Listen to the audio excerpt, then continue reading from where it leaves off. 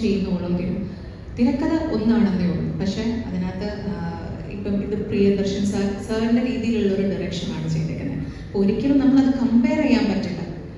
എനിക്ക് തോന്നുന്നു MP sir ആ ഒരു സിനിമയ്ക്ക് വേണ്ടിയിട്ട് ചെയ്തിട്ടുള്ള തിരക്കഥയായിരുന്നു ഓളവും തീരും. അത് കഴിഞ്ഞ ശേഷം ഒരു അതെ, നമുക്ക് പ്രിയദർശൻ സാറ് പുസ്തകത്തിൽ നിന്നാണ്, പുസ്തകം വായിച്ചിട്ട് അതെ ആ ഷോർട്ട് സ്റ്റോറിയിൽ നിന്ന് വായിച്ചിട്ടാണ് സാറ് ഇത് സിനിമയാക്കുന്നത്. അപ്പോൾ രണ്ടും നമുക്ക് ഒരിക്കലും കമ്പയർ ചെയ്യാൻ പറ്റില്ല.